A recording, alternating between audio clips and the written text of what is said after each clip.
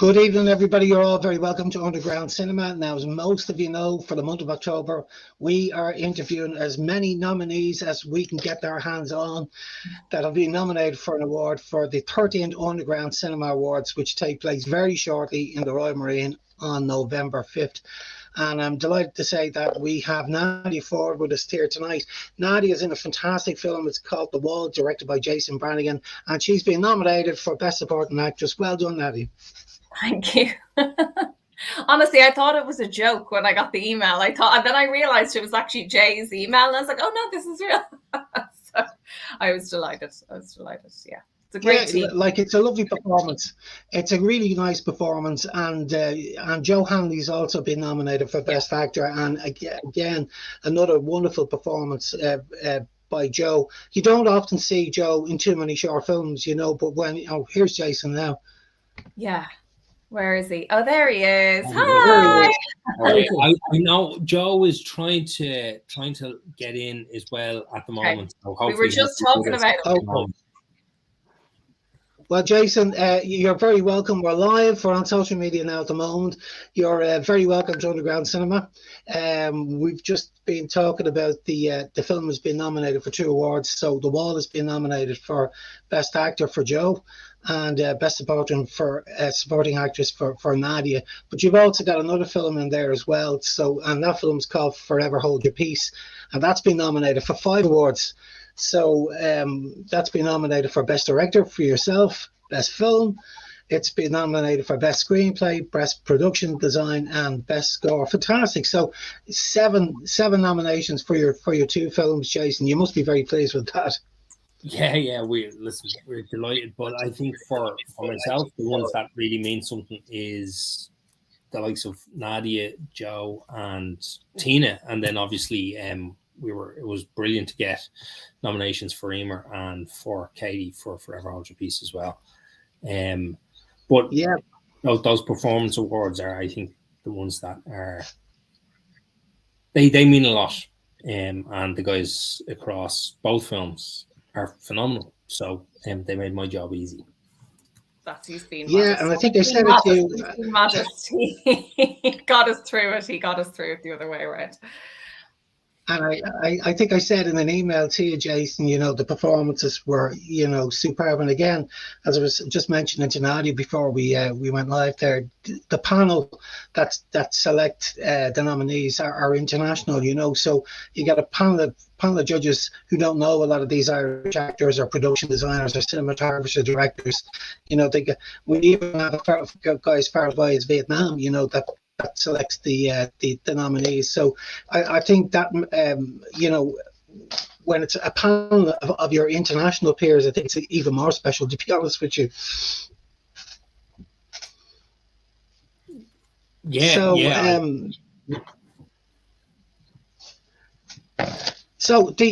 while Nadia's here, let's have a quick word. The film, Jason, can you just explain a little bit to everybody about The Wall? If you give us a brief synopsis.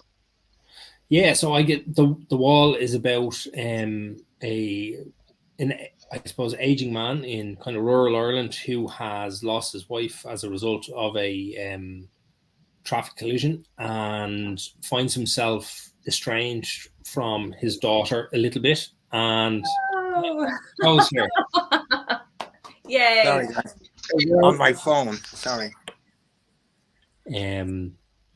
So he finds himself, I guess, estranged from his daughter and struggling with a addiction to painkillers, or just kind of a dependency, I suppose, on those. And it's really about him and his daughter trying to, I suppose, reconcile as he's going through that process and learning that she's pregnant, and that the loss of one life has kind of, I suppose, led to this potential fresh start for his daughter. And this is a very sort of strange relationship, Jason.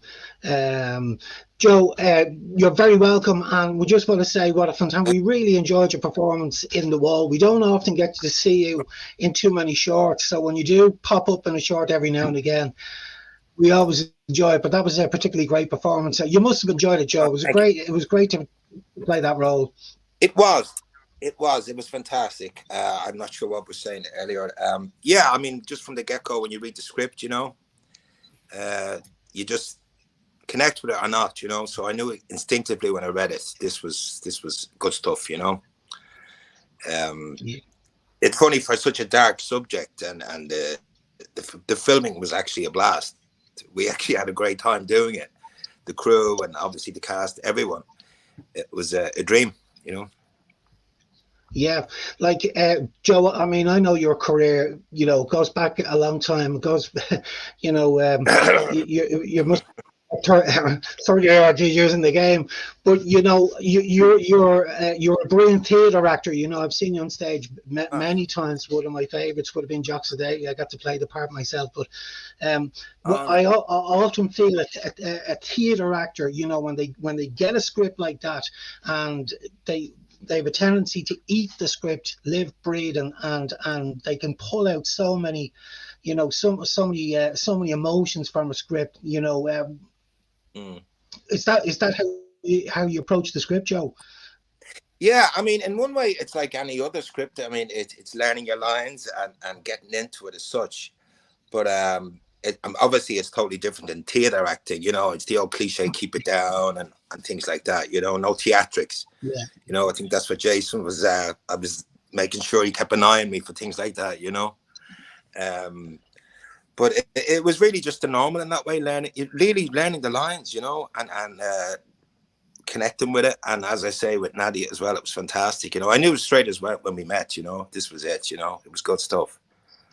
Yeah, I think when we went for a coffee, Nadia, we read the scene, we had a read through briefly, and then myself and Nadia went for a coffee and Stoney about it there, and we did the scene, the car scene, the end, just the two of us, and I was in bits nearly. And we hadn't started or anything, we had a couple of, and I knew that, I said, we got it, this is good, It just connected with it, straight away. We knew we were onto something, Yeah, there's a definite chemistry between both of you. I mean, the scene in the car is a very emotive scene. It is a heartbreaking scene. A father reaching out to his, to his estranged daughter, so to speak, and and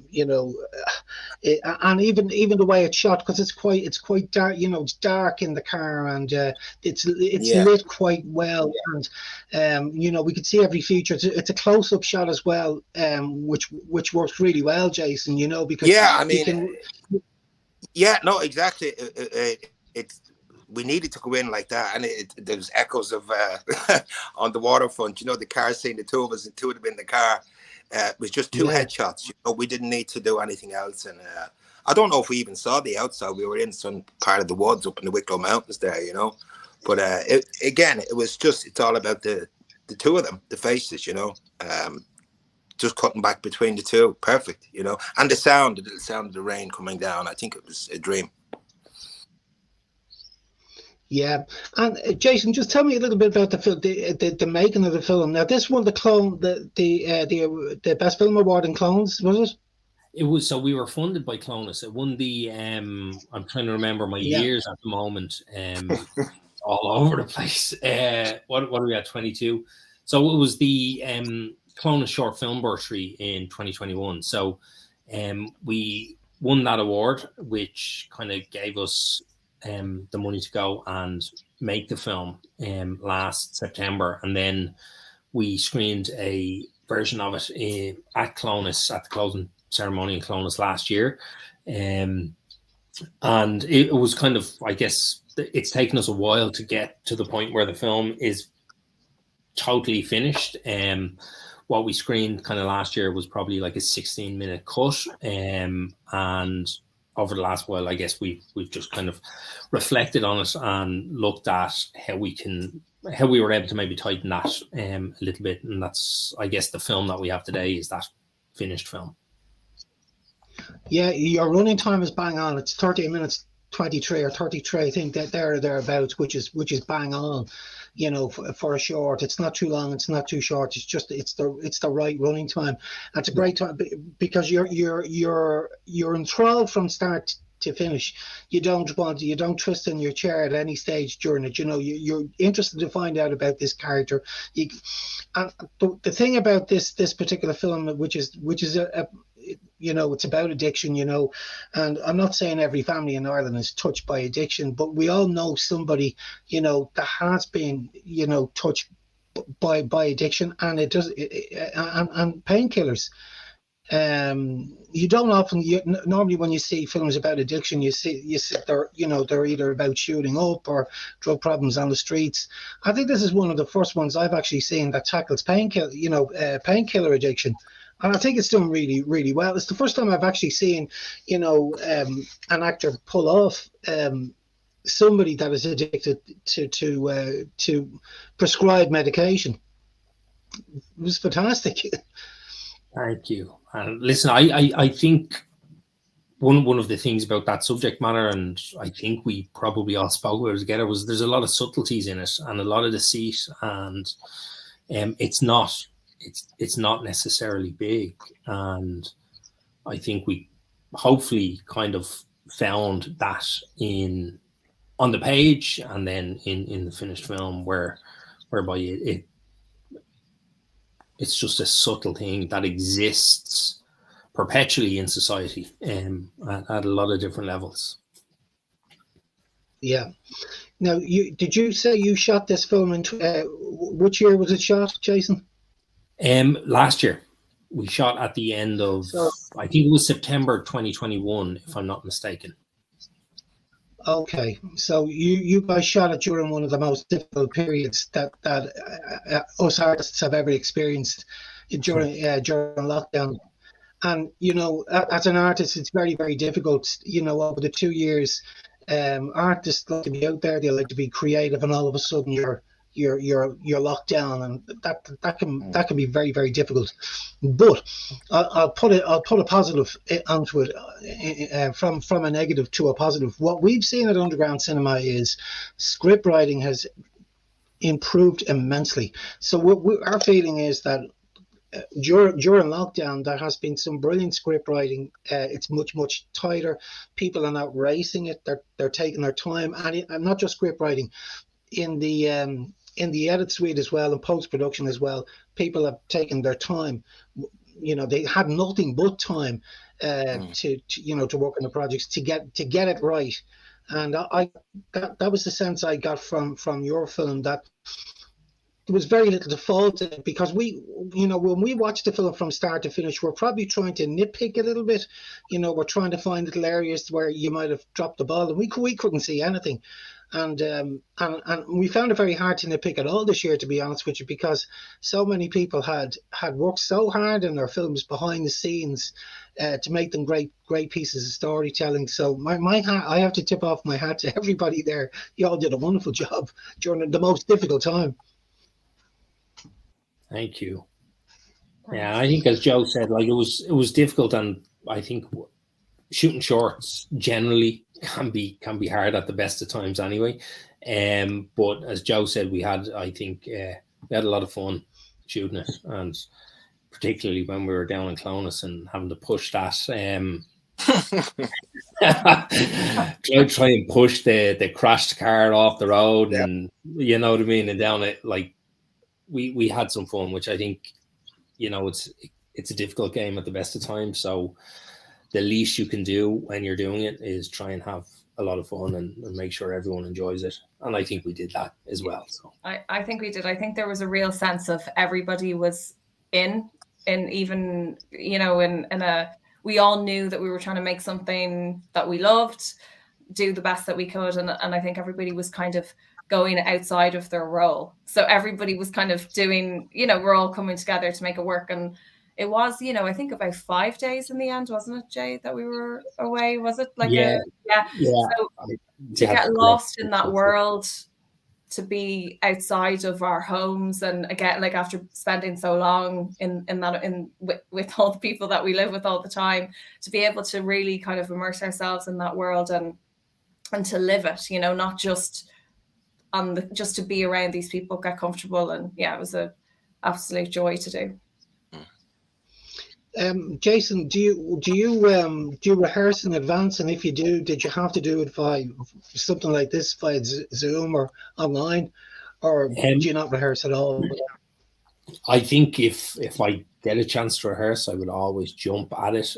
Myself, Nadia, and Joe met for coffees a handful of times just to read the script and just to talk about the script and to try and, I guess, find moments that weren't working, figure out how we could fix them, if there was things that we could kind of, I suppose, cut a little bit. I think one of the things we went in with kind of initially with quite a long script, and it took a while then to like start trying to pare that back to really figuring out, I suppose, what the heart of the film was. And I think we done that together in conversations and off the back of days that we would have spent reading scenes and talking about them. We would go and we would rewrite some scenes based on that then. So yeah, I think personally incredibly valuable just from we weren't necessarily getting up and walking scenes. It was really just reading that script and talking about it and trying to dig into the heart of it and what was working and what wasn't. I think there was a lot of prep as far as not so much like you say, like on the standing up rehearsal, but like Jay sent me a playlist that I played all the time. There was just a few weeks to really absorb what was going on and to really think about it and to have all those conversations back and forth, maybe put a scene on legs, maybe just discuss it, maybe, all those kind of things. So we did have prep probably in the best kind of way, where I felt like we still changed. We had one scene where we changed on site. Remember, we were losing light, Jay, and we were driving home, and you were like, I think this is what it is, and we were like, yes, that's what, and we went back and did it the next day. So yeah. And it was better for it, so much better for it. So we had prep in the best way, I think, enough to feel like you were going in armed, but not enough that we couldn't do something as it happened, or that we couldn't change as it went, or that anything like that. Very good. So, like, there was scope for improvisation, and if there was a good idea there, you might take that on board. Is that what were there? I don't necessarily think improvisation, but like we did lots of scenes that didn't actually make it into the cut, where like we would drive around Clonus, and it was just natural how we were going about our daily lives as these two characters, and they're so I think there was a lot of living as these people, whether it made the final cut or not. That probably, I think there's essences of that in what you see today. And also just, I love a playlist. So I love it. The second I put that, I still listen to it sometimes, just, if I'm feeling a bit dark and I want to go there, I'll put that in. But so yeah, and I mean, the script was great. Like, it was Jason and Nadine, and it was like what you said, addiction isn't the way it's kind of shown on films all the time. It creeps up on you, especially prescription. Sometimes a family member could have it and you don't even realize for a very long time. It's well hidden, especially if you're you're getting your prescriptions and you think you're doing the right thing, and it just kind of happens. And I think that's why the film speaks so true, because it could be anyone's family. And it's not this, kind of really, like, it is dark, but it could be anybody's family, anybody's loss. It's there's a heartbreaking scene in it when Joe's in the kitchen, and the older actress, she was just an absolute natural. I can't remember her name, but she looked for her husband's painkillers. And she thinks she's doing a good thing. It's actually heartbreaking to see that particular scene, Joe. Really, yeah, it was great. Phyllis was the lady's name. Yeah, when she, as you say, in her best intentions, because I can see the legs at you, and she gives me the tablets, and that's good night, good luck. But as Nadia was saying, it was refreshing, and with addiction, as you say, you've seen it. We've seen it loads of times, like, hitting the bottle. And I was kind of relieved that it wasn't one of this, another alcoholic kind of story, and I've played a few of them. It was very interesting for me. As we say, over the counter, we're doing everything right, you know. He's, you know, so he thinks, and I really felt for the poor man, you know, losing his life and then losing his wife, and then the depression, you know, and trying to come to terms with it, you know, by getting help, getting medication, but addiction is in all sorts, you know, in all. It really is, Joe. Yeah, because what he's doing is, he's trying to block out the pain of grief, you know, with prescribed medication that we can all get over the counter quite easily. An awful lot of men find it very difficult to talk, and I think that comes across really well in that car scene, because to me that's the scene where he finally opens up. But it's been built up inside him. He hasn't been able to speak, and most men have this macho thing that they can't talk about their feelings at all.